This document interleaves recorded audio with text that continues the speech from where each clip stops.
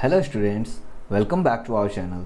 So today we are discuss subject code BZDZ 172, that is Gender Sensitization, Society and Culture. So this is part third video. इससे पहले हमने part 1, part 2 video करा रखा है. अगर आपने उसे नहीं देखा है तो जाकर के प्लीज़ हमारे चैनल पे देखिए. उसमें भी हमने इंपॉर्टेंट क्वेश्चंस डिस्कस कराए हैं जो आपके सब्जेक्ट के लिए काफ़ी इंपॉर्टेंट होंगे. अगर आपने अभी तक हमारे गेस्ट पेपर नोट्स को परचेज नहीं करा है तो आप हमारे गेस्ट पेपर नोट्स को परचेज कर सकते हो, जहां पर हमने 25 इंपॉर्टेंट क्वेश्चंस कराए हैं जो आपके आने वाले एग्जाम के लिए बहुत ही बेनिफिशियल होंगे. अगर आप हमारे गेस्ट पेपर नोट्स को अच्छे से कवर करके जाते हो तो आप अपने आने वाले एग्जाम में 90+ मार्क्स स्कोर कर सकते हो. हमारे गेस्ट पेपर को परचेज करने के लिए आपको करना क्या है, सिंपली हमारे दिए गए व्हाट्सएप नंबर दैट इज़ 9580023321 पे आपको मैसेज करना है और आपको गेस्ट पेपर अवेलेबल करा दिया जाएगा. अगर आप कोई भी डाउट होता है तो उसके लिए भी आप हमारे व्हाट्सएप नंबर 9580023321 पे मैसेज करके उसके सॉल्यूशन को ले सकते हैं. ठीक है, तो अब हम अपने सेशन को स्टार्ट करते हैं. अगर आपको ये सेशन पसंद आता है तो इसे लाइक करें. अगर आपने अभी तक हमारे चैनल को सब्सक्राइब नहीं करा है तो उसे सब्सक्राइब कर दें, जहाँ पर हम आपके लिए ऐसे ही हर एक सब्जेक्ट के अच्छे से एक प्रॉपर सेशन लाते हैं जिसमें इंपॉर्टेंट क्वेश्चन डिस्कस कराते हैं. अगर आपने अभी तक हमारे व्हाट्सएप ग्रुप या फिर टेलीग्राम चैनल को ज्वाइन नहीं करा है तो उसे ज्वाइन कर लें, जहाँ पर आपके एग्ज़ाम से रिलेटेड हम आपको गाइडेंस देते रहते हैं. ओके स्टूडेंट्स, अब हम आपको सेशन को स्टार्ट कर रहे हैं, जहाँ पर पहला क्वेश्चन हम डिस्कस करने वाले हैं that is define productive work. So क्या होता है एक प्रोडक्टिव वर्क?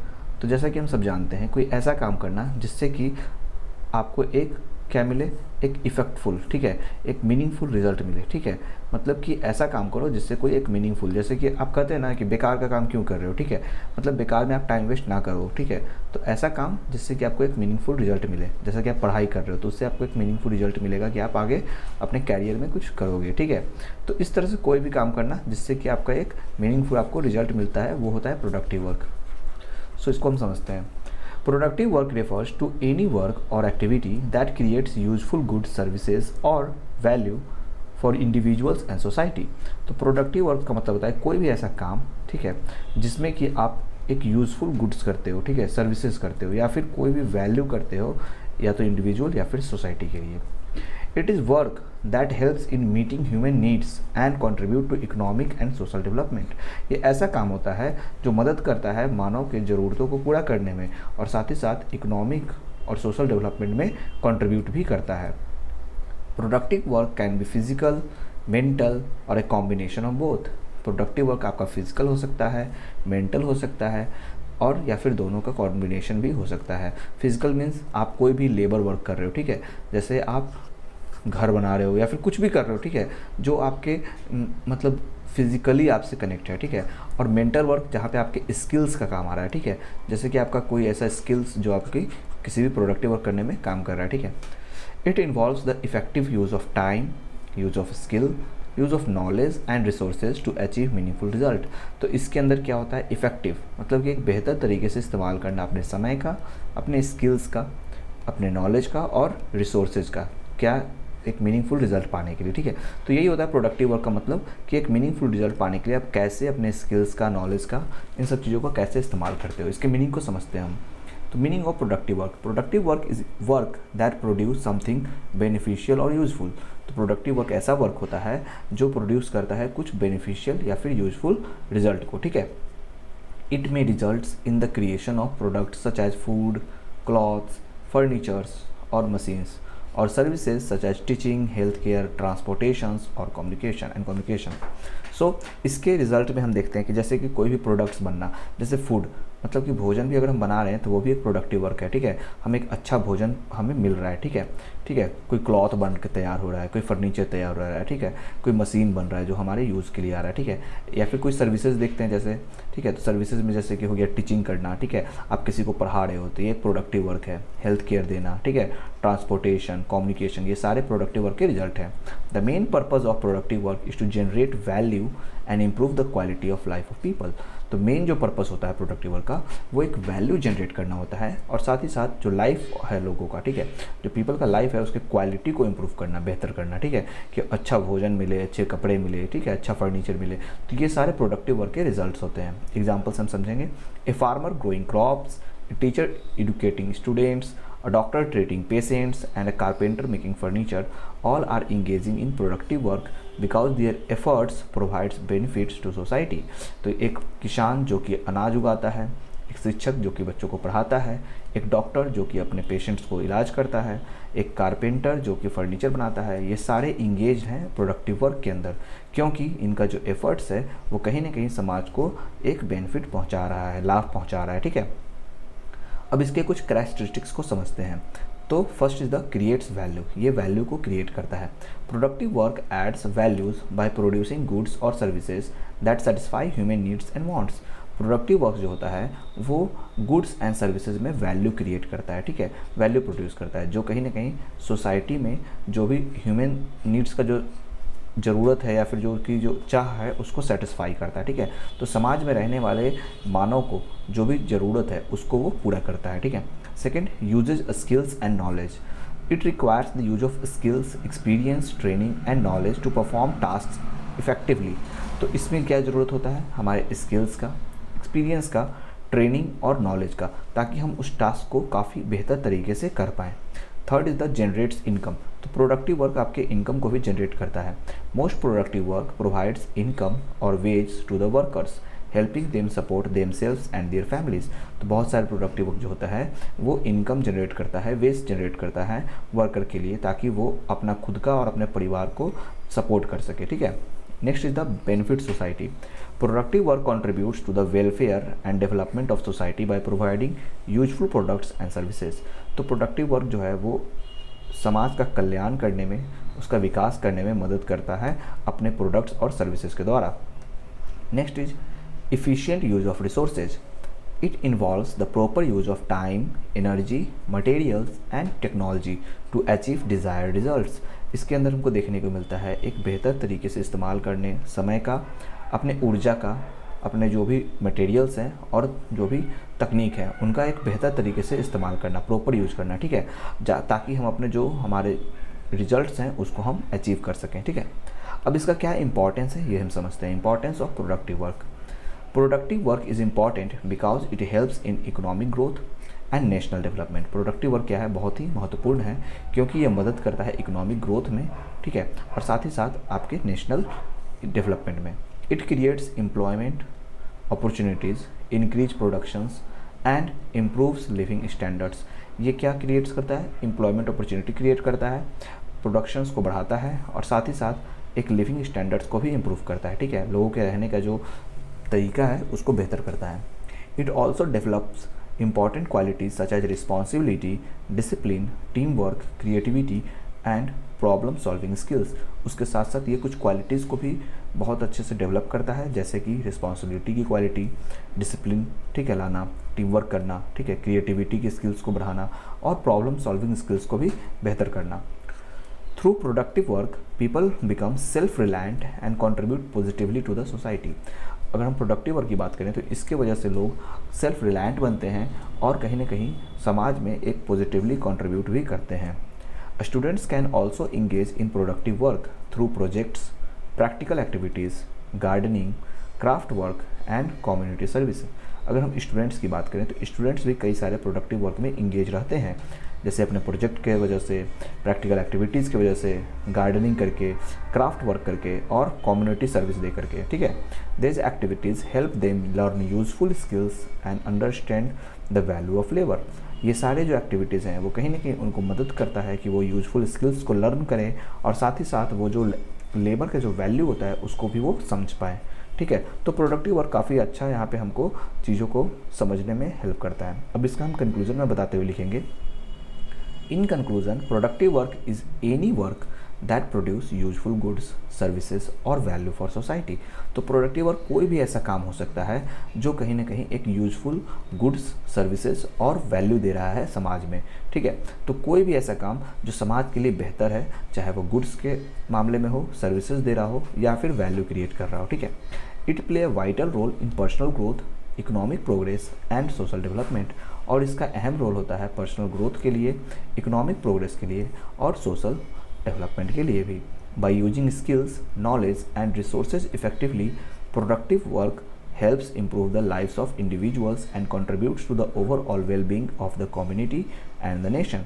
अगर हम इसकी अच्छे से अपने स्किल्स का, नॉलेज का और रिसोर्सेज को अगर हम अच्छे से इस्तेमाल करें तो प्रोडक्टिव वर्क की मदद से हम खुद के जीवन को भी बेहतर कर सकते हैं और अपने राष्ट्र का, अपने समाज का, अपने कम्युनिटी का वेलबींग कर सकते हैं। ठीक है, मतलब कि उसका हम बेहतर कर सकते हैं। ठीक है, तो समाज में एक अच्छा समाज बनाने के लिए हमारा प्रोडक्टिव वर्क काफ़ी यहाँ पे यूजफुल हो जाता है। ठीक है, तो इस तरह से फर्स्ट क्वेश्चन हमने डिस्कस कर लिया। सेकंड क्वेश्चन हम देखते हैं, that is right A note on Marxist feminism. तो मार्क्सवादी जो फेमिनिज्म है उसके बारे में हमको एक राइट ए शॉर्ट नोट्स लिखना है। ठीक है, सो Marxist feminism is a branch of feminism that explains women's operations through the idea of Karl Marx and Friedrich Engels। ठीक है, तो यहाँ पर जो ये मार्क्सिस्ट फेमिनिज्म है ये एक ब्रांच है फेमिनिज्म का जिसके अंदर हम महिलाओं पे होने वाले जो भी उत्पीड़न है उसके बारे में हम समझते हैं, जिसमें हम आइडिया जिसमें किसका होता है, कार्ल मार्क्स और फ्रेडरिच एंगल्स का है। ठीक है, it argues that the root cause of gender inequality is the capitalist economy system which benefits from the unpaid and underpaid labor of women।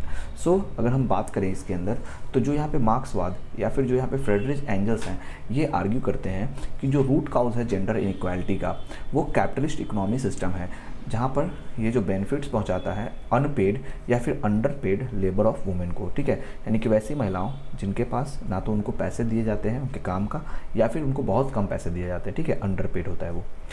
Marxist feminists believe that women's liberations is closely linked with the end of capitalism and the creation of an equal society। तो मार्क्सवादी यहाँ पे जो feminist हैं वो मानते हैं कि जो महिलाएं हैं उनकी आज़ादी तभी हो पाएगी जब ये कैपिटलिज्म का एंड होगा। ठीक है, और एक इक्वल सोसाइटी का जन्म होगा। ठीक है, अब इसके मीनिंग को समझते हैं। Meaning of Marxist feminism. Marxist feminism combines the idea of Marxism and feminism. तो मार्क्सिस्ट फेमिनिज्म जो है ये दोनों के विचार, मार्क्सवाद और फेमिनिज्म के विचारों को मिला करके बनाया गया है। It studies how economic structures, class relations and capitalism contribute to women's oppressions. इसके अंदर ये पढ़ने को मिलता है कि कैसे इकोनॉमिक स्ट्रक्चर जो है, क्लास वर्ग का जो यहाँ पे रिलेशन है और साथ ही साथ जो कैपिटलिज्म जो है वो कंट्रीब्यूट करता है महिलाओं के उत्पीड़न में। According to Marxist feminism, women are exploited both at home and in workplace। तो यहाँ पे मार्क्सिस्ट फेमिनिज्म के अनुसार जो महिलाएं हैं उनके ऊपर शोषण घर में भी किया जाता है और उनके काम वाले जगह पे भी किया जाता है। They perform household duties such as cooking, cleaning and child care without receiving wage which helps maintain the workforce needed by capitalism.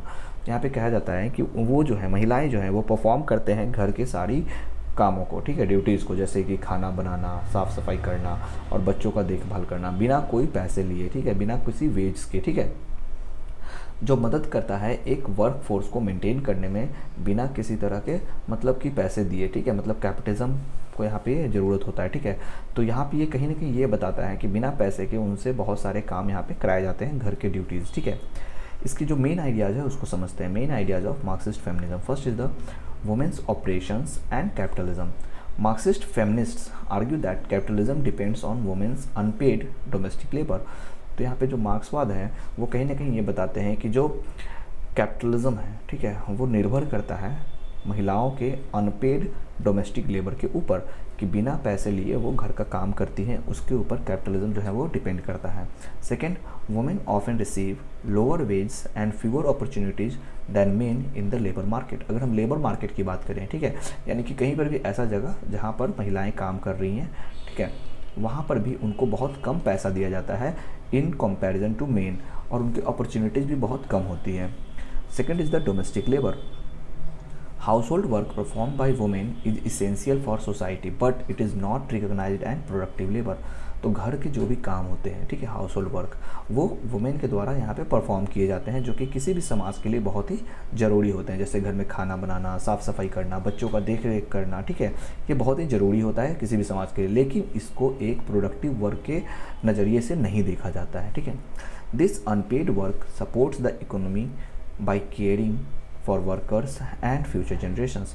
और ये जो अनपेड वर्क है वो कहीं ना कहीं इकोनॉमी को भी सपोर्ट्स करता है ताकि वर्कर्स का भी ध्यान रखा जाए, और साथ ही साथ फ्यूचर जनरेशंस को भी ये तैयार करता है, ठीक है। तो ये कहीं ना कहीं एक ऐसा वर्क है जहाँ पे आप पैसे बिल्कुल भी नहीं दे रहे हो, ठीक है, और आपका काम भी हो जा रहा है, ठीक है। तो एक तरह से डोमेस्टिक लेबर के अंदर आता है। Third is the economic dependence. Women often become economically dependent on men because of unequal access to income and property. महिलाएं जो होती हैं वो कहीं ना कहीं इकोनॉमिकली रूप से डिपेंडेंट होती हैं मेन के ऊपर, क्योंकि उनको कोई एक्सेस नहीं होता है इनकम पे, या फिर बहुत ही कम होता है, और ना ही प्रॉपर्टी पे उनको एक्सेस होता है, ठीक है। This dependence limits their freedom and decision making power. और ये जो उनकी जो निर्भरता है, ठीक है, मेन के ऊपर जो वो निर्भर होती है, वो उनके आज़ादी को भी लिमिट करता है, कम करता है, रोकता है, और उनके जो डिसीजन, किसी भी चीज़ में वो निर्णय लेने के लिए उनको उतना ताकत नहीं मिल पाता है, ठीक है। Next is class and gender. Marxist feminism emphasizes that both class inequality and gender inequality affects women lives।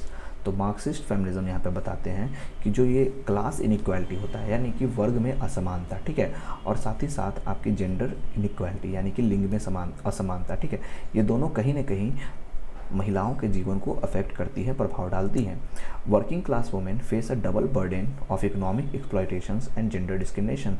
तो वर्किंग क्लास जो वुमेन होती है, यानी कि काम काज वाली जो महिलाएं होती हैं, वो दो तरह के यहाँ पे बर्डन को फेस करती हैं, यानी कि दो तरह के भार को वो उठाती हैं। जैसे कि एक तो उनका इकोनॉमिक एक्सप्लॉयटेशन होता है, और साथ ही साथ जेंडर डिस्क्रिमिनेशन भी उनको देखना पड़ता है, ठीक है। तो दो तरह के यहाँ पे बर्डन उनके ऊपर होता है। अब क्या है इनका कंट्रीब्यूशन, मार्क्सिस्ट फेमिनिज्म का कंट्रीब्यूशन को आप समझते हैं। It highlights the importance of women's unpaid labour in the family. एक तो ये जो महिलाओं का बिना पैसे लिए घर के काम करना है, उसके ऊपर ये प्रकाश डालता है, ठीक है, उसको हाईलाइट करता है कि महिलाएं बिना पैसे लिए घर में आपके काम करती हैं, एक लेबर का काम करती हैं, ठीक है। Second, it connects gender inequality with economic and class structure. ये जो जेंडर इनइक्वालिटी है, लिंग असमानता है, उसको ये इकोनॉमिक और क्लास स्ट्रक्चर से जोड़ता है। Third, it encourage equal pay, better working condition and social support for child care and domestic work. ये इनकरेज करता है कि उनको, महिलाओं को एक इक्वल पे मिले, उनका वर्किंग कंडीशन बेटर हो, और उनको सोशल सपोर्ट मिले जो बच्चों का देख रेख करती हैं या फिर जो घर का काम करती है उसके लिए। Fourth is the it broadens the understanding of women's operations beyond cultural and legal issues. उसके साथ साथ जो महिलाएं हैं जिनके साथ एक तरह से उत्पीड़न किया जाता है, और ये बहुत ही पुराने समय से चला आ रहा है, घर के काम करवा करके, या फिर समाज में उनका इस तरह से एक रोल बना दिया गया है, इससे इनको बाहर निकालने की कोशिश करता है, ठीक है। Next is the criticism of Marxist feminism. इसके ऊपर क्रिटिक्स भी हुए हैं मार्क्स के जो फेमिनिज्म है उसके ऊपर, इसको समझते हैं। Critics argue that it focuses too much on economic factors and ignores cultural, psychological and personal aspects of women's operations. तो क्रिटिक्स कहते हैं कि यहाँ पर ये बहुत ज़्यादा फोकस किया जा रहा है इकोनॉमिक फैक्टर के ऊपर, और इग्नोर किया जा रहा है जो कल्चर, यानी कि पुराने जो सोच विचार से जो चली आ रही है, सांस्कृतिक हमारी परंपरा है, या फिर साइकोलॉजिकल यानी कि एक सोच विचार जो बनी हुई है, और एक पर्सनल जो एस्पेक्ट्स है वुमेन्स के ऑपरेशंस का, उसको यहाँ पे क्या किया जा रहा है, इग्नोर किया जा रहा है, सिर्फ इकोनॉमिक फैक्टर को यहाँ पे ध्यान दिया जा रहा है। सेकेंड है, some believes that gender inequality exist even in non capitalist societies. कुछ लोग ये भी मानते हैं कि जो लिंग असमानता है वो नॉन कैपिटलिस्ट सोसाइटी में भी देखने को मिलता है। And third is it may not fully address differences among women based on race, ethnicity और सेक्सुअलिटी। और यहाँ पर कुछ लोग ये भी कहते हैं कि ये पूरे तरीके से जो अंतर है उसके ऊपर ध्यान नहीं देता है वैसी महिलाओं के ऊपर जो आधारित हैं अपने अलग रेस से, इथेंसिटी से और सेक्सुअलिटी से, ठीक है। तो इस तरह से कुछ क्रिटिक्स जो हैं यहाँ पे मार्क्सिस्ट फेमिनिज्म के ऊपर आते हैं, ठीक है। कंक्लूजन में हम बताएंगे, Marxist feminism provides an important explanation of women's operations by linking it to capitalism and economic inequality.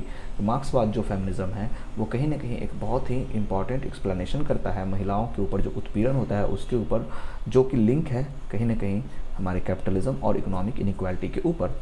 It emphasizes the value of women's unpaid labor and the need for social and economic reforms।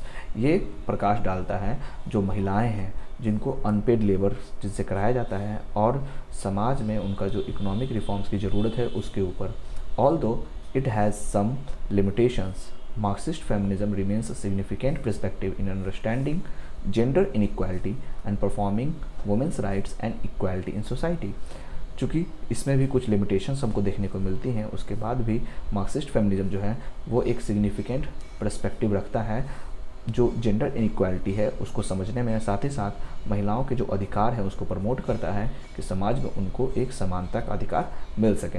तो कहीं ना कहीं यहाँ पे जो मार्क्सवाद जो feminism है वो एक समाज में महिलाओं के लिए समान अधिकार देने की बात करता है। ठीक है, तो ये हमने यहाँ पर डिस्कस कर लिया। थर्ड क्वेश्चन जो हम डिस्कस करने वाले हैं that is discuss the role of media mass and gender in India. So the media mass play an important role in shaping people's thoughts, attitudes and behaviour in India.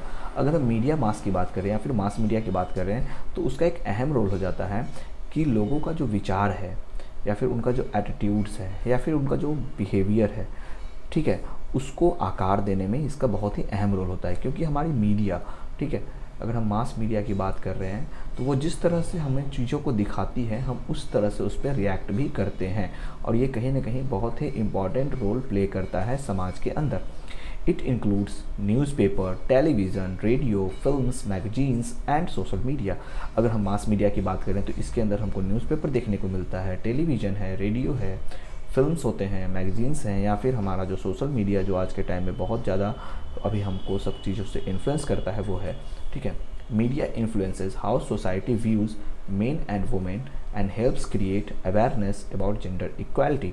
Media जो है वो कहीं ना कहीं influence करता है, प्रभावित करता है कि कैसे समाज जो है वो अपना व्यूज़ यानी कैसे समाज देखता है मेन पुरुषों को और वुमेन महिलाओं को, और क्रिएट करने में मदद करता है अवेयरनेस जेंडर इक्वालिटी का। ठीक है, कि समाज में क्या लिंग समानता यहाँ पे देखने को मिलती है इसके बारे में भी ये बताता है। ठीक है, अब है media, mass media and gender representation. So the mass media often presents image of men and women in different ways. अगर हम मास मीडिया की बात करें तो ये प्रस्तुत करता है पुरुष और महिलाओं का एक अलग अलग इमेज अलग तरीके से। ट्रेडिशनली अगर हम बात करें, men have been shown as strong, independent and decision makers, while women's have been portrayed as homemakers, caregivers और डिपेंडेंट ऑन मेन। अगर हम पुराने समय से बात करें जो पारंपरिक रूप से चली आ रही है उसमें हम देखते हैं कि मेन को दिखाया गया है कि वो ताकतवर होते हैं, इंडिपेंडेंट होते हैं और निर्णय लेने वाले होते हैं, डिसीजन मेकर होते हैं। वही जो महिलाएं हैं उनको दिखाया गया है कि वो घर के काम करने वाली होती हैं, बच्चों का देखभाल करने वाली होती हैं और कहीं ना कहीं वो पुरुषों पे डिपेंडेंट होती हैं। Such portraits can strengthen gender stereotype and affect how people think about gender roles.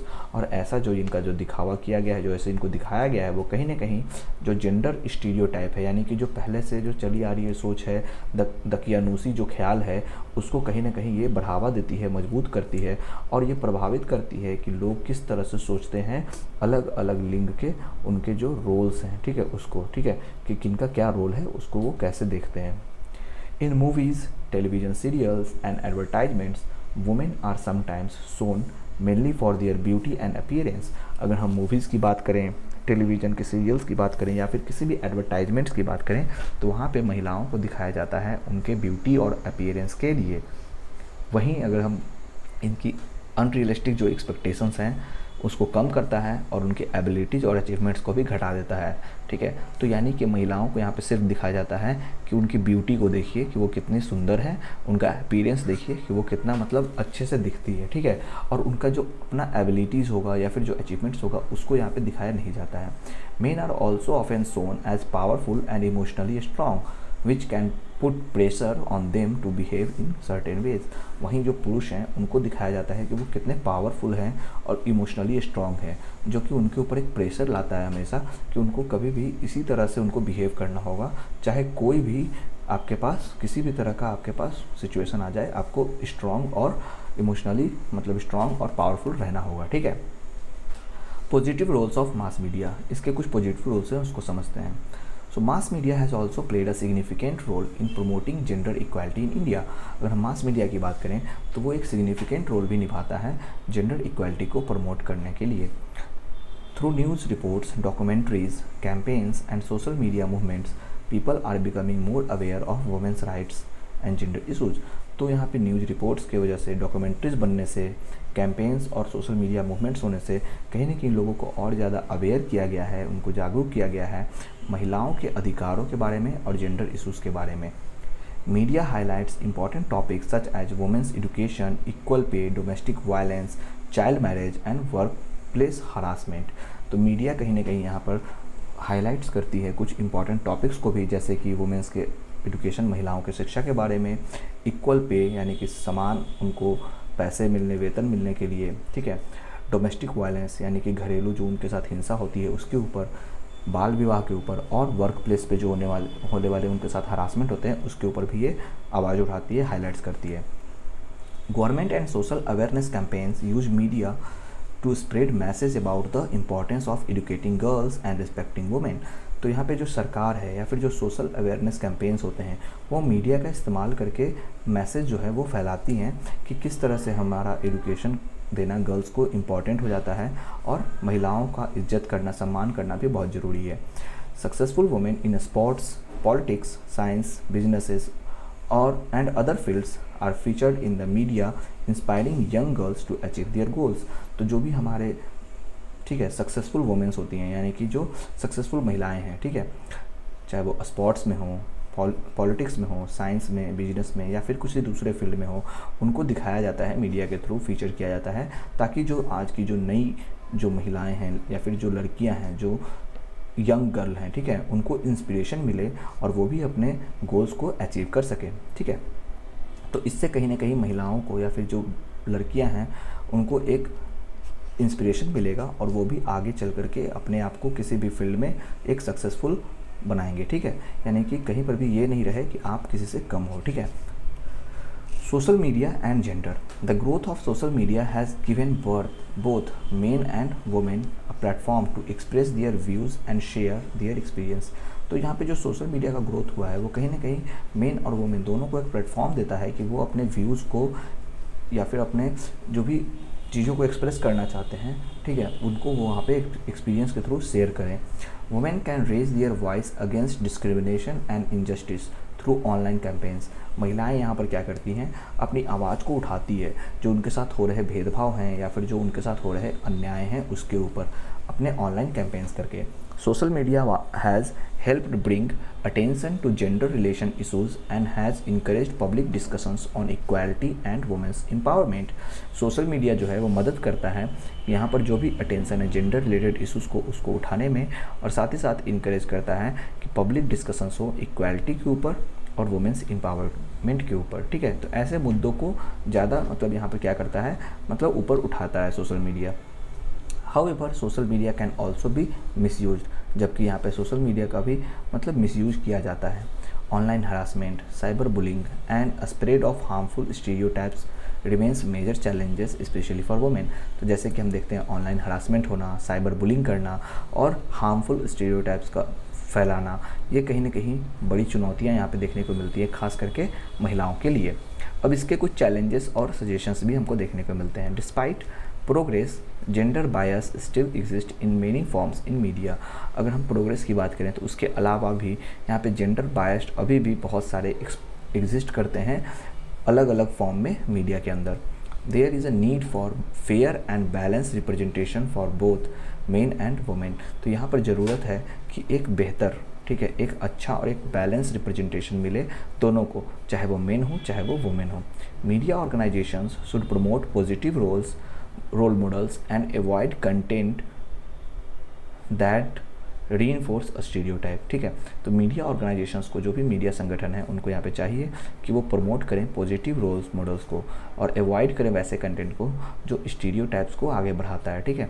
तो जो पुराने दकियानूसी जो चीज़ें हैं उसको यहाँ पर ख़त्म करके एक नए सोच विचार वाले चीज़ों को यहाँ पर प्रमोट करना चाहिए, ठीक है। कंक्लूजन में हम बताएंगे, mass media is a powerful tool that influence societies understanding of gender. Mass media एक बहुत ही पावरफुल हथियार है, ताकतवर हथियार है, जो कहीं ना कहीं प्रभावित करता है समाज को जेंडर को समझने में, ठीक है। समाज का जो सोच है, समाज का जो विचार है, जो जेंडर को समझने में काफ़ी एक प्रभावित करता है। In India it has both reinforce traditional gender roles and promote gender equality. अगर हम भारत के अंदर देखें तो ये दोनों चीज़ों को, यहाँ पे जो हमारा ट्रेडिशनल जेंडर रोल्स है उसको भी प्रमोट करता है, उसको भी बताता है, और जेंडर के इक्वालिटी को भी प्रमोट करता है, ठीक है। By presenting balance and respectful image of men and women, mass media can contribute to building a more equal and inclusive society. तो यहाँ पर एक बैलेंस और रिस्पेक्टफुल इमेज को अगर प्रेजेंट किया जाए तो यहाँ पे मेन और वुमेन के लिए मास मीडिया एक बेहतर और एक अच्छा, ठीक है, इक्वल एंड इंक्लूसिव सोसाइटी बनाने में मदद करेगा, ठीक है। तो कहीं ना कहीं मास मीडिया बहुत ज़्यादा प्रभाव डालता है समाज में लोगों के सोच विचार को, ठीक है। मास मीडिया जो है वो हमारा समाज में कैसे लोग मेन और वुमेन को देखते हैं इसके ऊपर बहुत ज़्यादा मतलब प्रभाव डालता है। तो यहाँ पे इसके रोल बहुत ज़्यादा इंपॉर्टेंट हो जाते हैं, ठीक है। नेक्स्ट क्वेश्चन जो हम डिस्कस करने वाले हैं that is right A note on the triple burden of women. So next question is right A note on the triple burden of women. So the triple burden of women refers to the three major responsibilities that many women have to perform simultaneously in their daily lives। तो यहाँ पे triple burden, तो साफ यहाँ पे पता चल रहा है कि थ्री बर्डन्स, ठीक है, यहाँ पे थ्री बर्डन्स की बात की जा रही है। सो जो ट्रिपल बर्डन्स ऑफ वुमेन का मतलब है कि थ्री मेजर रिस्पॉन्सिबिलिटीज़, ठीक है, यहाँ पे उनके साथ तीन बड़े बड़े उनके जिम्मेदारियाँ होती हैं जो हर एक वुमेन को, मेनी वुमेन्स के लिए होती हैं, और वो लगातार साइमल्टेनियसली वो परफॉर्म करती है अपने डेली लाइफ्स में। These responsibilities include productive work, reproductive work and community management work। इसके अंदर जो तीन रिस्पॉन्सिबिलिटीज आती हैं उसके अंदर हमको देखने को मिलता है, एक होता है productive work, second is the reproductive work and third is the community management work, ठीक है। The concept is widely used in gender studies to explain the unequal workload faced by women in society. और ये जो concept है ये कहीं ना कहीं ज़्यादा इस्तेमाल किया जाता है जेंडर स्टडीज़ को करने में, और साथ ही ये एक्सप्लेन करता है कि किस तरह से जो अनइक्वल वर्कलोड है जो कि फेस किया जाता है वुमेन्स के द्वारा एक समाज के अंदर, उसको हम समझते हैं। सो एक एक करके हम तीनों पॉइंट्स को यहाँ पे समझेंगे। First is the productive work. So the productive work includes activities that generate income और कंट्रीब्यूट टू द इकोनॉमी। तो प्रोडक्टिव वर्क वैसा होता है जहाँ पर ये एक्टिविटीज़ जो होते हैं वो इनकम जनरेट करता है या फिर समाज में इकोनॉमी के अंदर कुछ कंट्रीब्यूट करता है, ठीक है। Women work in farms, factories, offices, schools, hospitals and many other sectors. तो वैसी महिलाएं जो या तो फार्म में काम करती हैं, फैक्ट्रीज में, ऑफिस में, स्कूल्स में as a teacher, hospital as a nurse, या फिर बहुत सारे ऐसे सेक्टर्स हैं जहाँ पर वो इकोनॉमी जनरेट करने में काम करती हैं, वैसी होती हैं महिलाएं। They may be employed full time, part time और रन दियर ऑन बिजनेसेस। ये हो सकती है कि फुल टाइम एम्प्लॉयड हो, पार्ट टाइम एम्प्लॉयड हो, या फिर खुद का अपना बिजनेस कोई चला रही हो। Despite participating in economic activities, women often receive lower wages and fewer opportunities compared to men। तो इकोनॉमिक एक्टिविटीज़ में पार्टिसिपेट करने के दौरान महिलाएं बहुत सारे ऐसे होती हैं जिनको कम वेतन मिलता है, ठीक है, और कम अवसर मिलता है अगर पुरुषों से उनको कंपेयर किया जाए तो, ठीक है। तो पुरुषों की तुलना में, मेन के कंपैरिजन में उनको वेतन भी कम मिलता है, वेज भी लोअर मिलता है, और साथ ही साथ अपॉर्चुनिटीज़, ठीक है, तो अपॉर्चुनिटीज़ भी उनको कम मिलता है, ठीक है। तो फर्स्ट हो गया productive work. Second is the reproductive work. तो reproductive work refers to household and family related duties. तो रिप्रोडक्टिव वर्क में आता है घर से जुड़ी हुई चीज़ें और फैमिली रिलेटेड जो भी ड्यूटीज़ हैं वो। It includes cooking, cleaning, washing clothes, caring for children, looking after elderly family members and managing the home। इसके अंदर हम देखते हैं कुकिंग करना, खाना बनाना, क्लीनिंग करना, साफ़ सफाई करना, वॉशिंग क्लॉथ्स, कपड़े धोना, केयरिंग ऑफ चिल्ड्रेन, अगर घर में बच्चे हैं तो उनका देखभाल करना, and looking after elderly family members, और जो घर में बूढ़े बुजुर्ग हैं उनको देख रेख करना, और साथ ही साथ मैनेज करना घर को, ठीक है। तो घर को पूरी तरीके से मैनेज करना, कौन सी चीज़ें की कमी है, ठीक है, क्या लाना है, ये सब चीज़ों भी देखना, ठीक है। तो इसकी लिस्ट बनानी, ये सारी चीज़ें इसके अंदर आती है। This work is essential for the wellbeing of a family but is usually unpaid and often not recognised as a real work. ये सारे जो काम होते हैं वो बहुत ज़रूरी होते हैं किसी भी परिवार को बेहतर बनने के लिए, ठीक है, लेकिन ये यूजुअली क्या होते हैं, अनपेड होते हैं, यानी इसमें कोई भी आपको पैसे नहीं मिलते हैं और साथ ही साथ इसको एक रियल काम की तरह देखा भी नहीं जाता है, जो कि बहुत ही यहाँ पे एक मतलब क्या है, बहुत ही मतलब नेगेटिव चीज़ है, ठीक है, कि आप इतना काम भी कर रहे हो और इसको एक रियल वर्क की तरह आपको रिकग्निशन भी नहीं मिलता है। In most societies women carry the major responsibilities for this task. और बहुत सारे समाज में जो महिलाएं हैं वो कहीं ना कहीं ये सारे जो रिस्पॉन्सिबिलिटीज़ हैं, मेजर रिस्पॉन्सिबिलिटीज़ हैं, इसको अपने टास्क के लिए मतलब कैरी करके चलती हैं, मतलब कि महिलाएं ये सारी कामों को करती हैं, ठीक है। तो कहीं ना कहीं ये सारे जो घर के काम हैं वो महिलाएं द्वारा किए जाते हैं, लेकिन इसको एक प्रॉपर जो इनको रिकग्निशन मिलना चाहिए वो नहीं मिल पाता है, ठीक है। And next is the community management work. Community management work includes voluntary activities perform for the benefit of the community. तो एज इसके नेम से पता चल रहा है कम्युनिटी मैनेजमेंट करना, ठीक है, यानी इसके अंदर एक वॉलेंट्री एक्टिविटीज़ होता है जो कि बेनिफिट करता है किसी भी कम्युनिटी को। Women often organise social events, participate in self help groups, support neighbourhood welfare activities, help in schools and assist during community programmes. तो महिलाएं जो होती हैं वो ऑर्गेनाइज करती हैं सोशल इवेंट्स को, सेल्फ हेल्प ग्रुप्स में पार्टिसिपेट करती हैं, नेबरहुड वेलफेयर एक्टिविटीज़ में सपोर्ट करती हैं और मदद करती हैं स्कूल्स में, ड्यूरिंग कम्युनिटी प्रोग्राम्स में भी वो उनको असिस्ट करती हैं, ठीक है। तो ये सारे चीज़ें हैं, ठीक है, जो छोटे छोटे ग्रुप्स होते हैं जहाँ पे सेल्फ हेल्प ग्रुप्स बनते हैं या फिर कोई नेबरहुड में वेलफेयर एक्टिविटी चल रही हैं, ठीक है, या फिर स्कूल में मदद करना हो, इन सब चीज़ों में वो असिस्ट भी करती हैं, ठीक है। This activities require time and efforts but are usually unpaid. ये भी जो एक्टिविटीज़ होती हैं इनमें टाइम तो लगता ही है और इसमें एफर्ट्स भी लगता है, लेकिन ये भी अनपेड होते हैं, ठीक है। तो ये सारी जो रिस्पॉन्सिबिलिटीज़ आपको देखने को मिल रही है ये सारी वुमेन के द्वारा की जाती हैं, लेकिन इसमें उनको रिकग्निशन तो नहीं मिलता है उतना, ना ही ये पेड होता है, ठीक है, तो पेड नहीं होता है, ठीक है ये, ठीक है। Next is the effects of triple burden. इसका क्या इफेक्ट्स होता है ये देखते हैं। The triple burden places significant physical and mental pressure on women.